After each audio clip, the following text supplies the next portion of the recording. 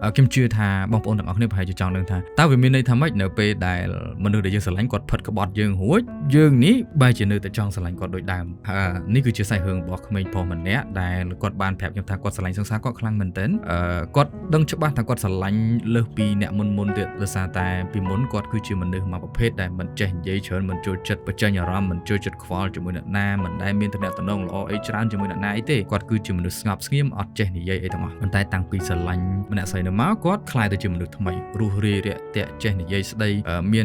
នសាច់ញាតិអីគាត់មើលឃើញការប្រែប្រួលថាជាមនុស្សចាប់ដើមល្អជាងមុនចេះខ្វល់ចេះយកចិត្តទុកដាក់ជាមួយអ្នកដទៃហើយអ្វីដែលអាចរាប់ថាជាគុណសម្បត្តិហ្នឹងគឺពីដើមមកគាត់អាចហ៊ានធ្វើអាសកម្មភាពថាយកទៅណែនាំឲ្យគ្រួសារទេនៅពេលដែលគាត់ចាប់ដើមស្រឡាញ់ខ្លាំងគាត់ខ្វល់ខ្លាំងគាត់ចង់បង្ហាញប្រាប់អ្នកជុំវិញខ្លួនគាត់យកទៅណែនាំឲ្យឪពុកម្ដាយគ្រួសាររបស់គាត់សាច់ញាតិរបស់គាត់ឲ្យបានស្គាល់ថានេះគឺជាមនុស្សដែលគាត់ស្រឡាញ់អញ្ចឹងសម្រាប់គាត់វាមានន័យធំធេងមែនទែនថាគាត់ស្រឡាញ់ម្នាក់ស្រីមួយហ្នឹងហើយម៉ែឪគាត់ទៀតសោតក៏សប្បាយចិត្តនៅពេលដែលឃើញកូនប្រុសរបស់ខ្លួនធ្លាប់តែជាមនុស្សមិនចេះស្ដ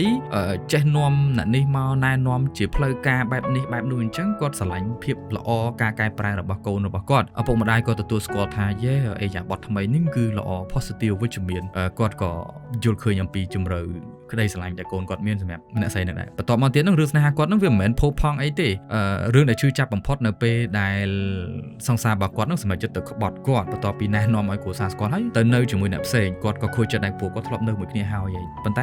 គាត់ទៅនៅជាមួយអ្នកផ្សេងអញ្ចឹងនៅពេលដែលមានរឿងហ្នឹងគាត់ទៅក៏ខូចចិត្តខ្លាំងហើយក៏បន្ទុះសារាយជាមួយគ្នាប៉ុន្តែបន្ទាប់ពីមានបញ្ហាជាមួយគ្នារួចខាងស្រីក៏អង្វរសុំឲ្យគាត់ស្រឡាញ់ដូចដើមថាធ្វើមិនធ្វើទៅសន្យាទៅឲ្យតែគាត់អាចព្រមមកស្រឡាញ់ខាងស្រីនឹងម្ដងទៀតហើយចំណែកគាត់វិញក៏ចិត្តទុនដែរក៏គាត់អនុគ្រោះឲ្យគាត់ថាអូខេនឹងផ្ដល់ឱកាសឲ្យសារថ្មីបើទោះបីជាគាត់សម្រេចចិត្តថាត្រឡប់មកត្រូវគ្នាវិញក៏ដោយអារម្មណ៍គាត់វាអត់ដូចមុន aversion ស្នេហាទី2ហ្នឹងវាលែងផូរផង់ដូចដើមក្តីស្រឡាញ់វាអត់នៅនឹងច្រើនទៀតអញ្ចឹងខណៈពេលដែលគាត់ចង់ផ្ដល់ឱកាសអនុគ្រោះទៅឲ្យខាងស្រីសារជាថ្មីប៉ុន្តែគាត់ចាប់ផ្ដើមការទុករីងរៃរាល់ថ្ងៃគាត់ចាប់ផ្ដើមមានអារម្មណ៍ថាអាចជំរើសក្នុងការអនុគ្រោះឲ្យខាងស្រីហ្នឹងខ្លាយទៅជាជំរើសដែលហាក់បីដូចជាមិនត្រូវសម្រាប់គាត់ធ្វើឲ្យគាត់ខូចចិត្តដោយសារជំរើសហ្នឹងអ្វីដែលគាត់ឈឺចាប់ខ្លាំងជាងនឹងផុតហ្នឹងគឺឲ្យតែពេលនឹកឃើញកំហុសផិតក្បត់របស់សង្សារគាត់គឺគាត់ចាប់ផ្ដើមស្រកស្រត់ក្តីស្រឡាញ់ជាមួយភាគីខាងស្រីទាំងដែលគាត់ដឹងច្បាស់ថាគាត់មិនចង់ទេតែវាស្រកអញ្ចឹងគាត់មានអារម្មណ៍រៀងប្រជ្រះចកៃជាមួយនឹងចិត្តរបស់ខ្លួនឯងហើយសំណួរដែលគាត់សួរខ្ញុំចំហ្នឹងគាត់សួរថាតើគាត់គួរផ្ដាច់ខ្លួនពីខាងស្រីឬទេបើសិនជាគាត់ចង់បញ្ចប់ការឈឺចាប់ដែលគាត់ប្រឆាំងនឹងចិត្តខ្លួនឯងអញ្ចឹងឬមួយគាត់គួរតែប្រឹងប្រឡប់ចិត្តខ្លួនឯងហើយទៅបខំចិត្តខ្លួនឯងឲ្យទៅខំប្រឹងស្រឡាញ់ឡើងវិញទាំងដែលគាត់ដឹងច្បាស់ថាវាគ្មាននិស្ស័យឡើងទាំងអារម្មណ៍ក៏វាស្រឡាញ់នៅនឹងទាំងអារម្មណ៍ខឹង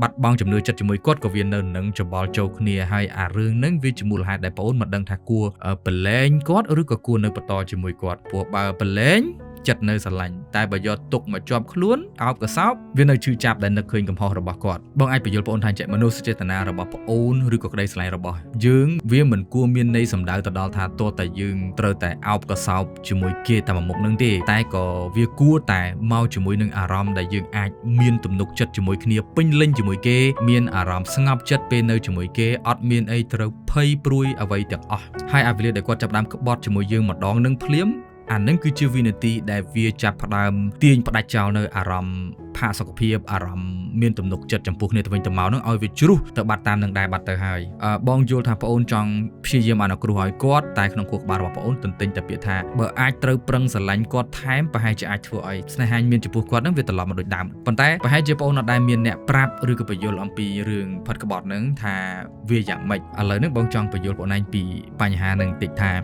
ពាក់ព័ន្ធនឹងអារឿងក្បត់នឹងវាមាន3-4 ចំណុចដែលយើងត្រូវយល់ពីវាឲ្យច្បាស់ទី1អារឿងការឈឺចាប់ដោយសារបញ្ហាផិតក្បត់ស្អីមួយហ្នឹងបងត្រូវយល់ថាវាមិនមែនអាលាយខ្សលទៅបាត់ស្រួលៗអញ្ចឹងទេបើទោះបីជាយើងបានអនុគ្រោះកំហុសទៅឲ្យគាត់ក៏ដោយវានឹងនៅតែអាចលោតចូលក្នុងខួរក្បាលយើងបានគ្រប់ពេលដែលយើងនឹកឃើញវាគ្រប់ពេលដែលយើងត្រូវនឹកឃើញដល់ថាអញមិននឹកស្មានថាគេធ្វើអញ្ចឹងដាក់អញណាហើយយើងក៏ចាប់ដើមទៅអង្គុយឆ្ងល់ថាមិនដឹងតែគេសុំទោសអញដោយសារគេចង់ត្រូវគ្នាជាមួយអញឬក៏គេសុំទោសដោយសារអញចាប់គេបានថាគេក្បត់អញទី2អារឿងទំនុកចិត្តនឹងដែរបងអូនត្រូវតែទទួលស្គាល់ថាអាវេលាដែលយើងហុចចែកទំនុកចិត្តឲ្យគេយើងនឹងមិនដឹងទេថាគេឲ្យទំនុកចិត្ត យើងមកវិញមែនតែនអត់នៅពេលដែលគេនិយាយថាគេនឹងលែងធ្វើឲ្យយើងឈឺចាប់យើងអាចទទួលពាក្យសុំទោសរបស់គេបានយ៉ាងងាយស្រួលយើងអាចទទួលថាខ្ញុំនឹងឲ្យឱកាសរបស់គេបានម្ដងទៀតយ៉ាងងាយស្រួលយើងអាចនិយាយចឹងវាស្រួលប៉ុន្តែយើងត្រូវទទួលស្គាល់ថាផ្នែកមួយនៅក្នុងចិត្តរបស់យើងដែលធ្លាប់បានជឿគេក៏វាបានរលាយខ្សលតាំងពីពេលនឹងដែរហើយចំណែកទី3ហ្នឹងគឺបងអូនត្រូវទទួលស្គាល់ការពិតមួយទៀតថាបងអូនមិនអាចបង្ខំចិត្តខ្លួនឯងឲ្យភ្លេចអ្វីបានដូចចិត្តនោះទេព្រោះបងអូនមិនអាចលុបបំបាត់ហេតុការណ៍ដែលវាបានកើតឡើងឲ្យបាត់ពីខួរក្បាលរបស់បងអូនបានទេមិនថាបងអូនស្រឡាញ់គេខ្លាំងប៉ុណ្ណាក៏ដោយឲ្យតែបងអូននឹកឃើញដល់កំហុសរបស់គេវាដូចជាសារដែលដាស់តឿនបងអូនឲ្យចាំនៅអចេតនាដែលគេបំផ្លាញទំនុកចិត្តរបស់បងអូនហើយទៅនៅជាមួយអ្នកដទៃដែលមិនមែនជាបងអូនហើយអានឹងវាឈឺចាប់បំផុតពេលដែលវាលោតចូលខួរក្បាលរបស់យើងអញ្ចឹងឥឡូវហ្នឹងបងអូនកំពុងតែស្ទាក់ស្ទើរហេលហាលនៅកដាលចំណុចមួយដែលថាបងអូនមិនមែនត្រឹមតែមិនអាចបំភ្លេចអ្វីដែលគាត់ធ្វើបានទេប៉ុន្តែបងអូនក៏កំពុងតែប្រឹងបង្ខំចិត្តខ្លួនឯងឲ្យស្រឡាញ់គេទាំងលំបាកដោយសារតែបងអូនមិនអាចបំភ្លេចកំហុសរបស់គាត់បានអញ្ចឹងបើមួយណាក៏មិនយល់មួយណាក៏លំបាកបងអូនសួរបងថាគួរធ្វើម៉េចឥឡូវបងឆ្លើយថាអ្វីដែលបងអូនគួរធ្វើនោះគឺសួរខ្លួនឯងបើការដែលបងអូនត្រូវបង្ខំចិត្តខ្លួនឯងស្រឡាញ់គាត់ម្ដងទៀតវាធ្វើឲ្យបងអូននឹងវេទនាក្នុងចិត្តលំបាកក្នុងចិត្តខ្លាំងដល់ម្លឹងទៅហើយនឹងអញ្ចឹងអានឹងវាមិនមែនជាចម្លើយដែលគួរតែទទួលយកឲ្យបានយ៉ាងងាយទៅហើយទេព្រោះឯស្នេហាដែលខ្លាំងដែលវាពិតប្រាកដវាមិនគួរត្រូវមកធ្វើឲ្យយើងមានអារម្មណ៍ហាក់បីដូចជាវេទនាឬក៏ហាក់បីដូចជាកំពុងធ្វើទរណកម្មផ្លូវចិត្តខ្លួនឯងដោយសារតែកំហុសរបស់អ្នកដទៃប្រព្រឹត្តអញ្ចឹងទេហើយបើសិនជាបងអូននៅតែសម្រេចចិត្តចង់ផ្ដល់ឱកាសឲ្យគេច្រើនដងទៀតហើយសម្រេចចិត្តជានីជាមួយគេបងចង់ឲ្យបងអូនសួរពីសំណួរបន្ថែមទៀតតើបងអូនចង់ត្រូវគ្នាវិញជាមួយគាត់ដោយសារតែបងអូនទុកចិត្តគាត់ឡើងវិញបានឬក៏បងអូនត្រូវគ្នាវិញជាមួយគាត់ដោយសារតែបងអូនខ្លាចបាត់បង់គាត់អ្វីដែលបងអាចប្រាប់បង្ហើបបាននៅត្រង់ចំណុចនេះគឺបងអូនត្រូវពិចារណាមិនថាស្នេហាស្មោះស្ម័គ្រប៉ុណ្ណាស្អីក៏ដោយកុំដោយសារតែយើងចង់ថែវាខ្លាំងពេកបើកឆាកមកមិនទាន់ដឹងអីផងព្រោះឯងត្រូវវេទនាចិត្តជាមួយខ្លួនឯងជាមួយនឹងទំនុកចិត្តនឹងការផិតក្បត់បាត់ទៅហើយអញ្ចឹងអានឹងគេហៅថាស្នេហាស្មោះស្ម័គ្រដែរយើងគួរមានស្នេហាអញ្ចឹងដែរអញ្ចឹងឆ្លើយអានឹងបានយើងអាចដឹងហើយថាគួរមិនគួរទៅធ្វើឬក៏ធ្វើស្អីទៀតអរគុណ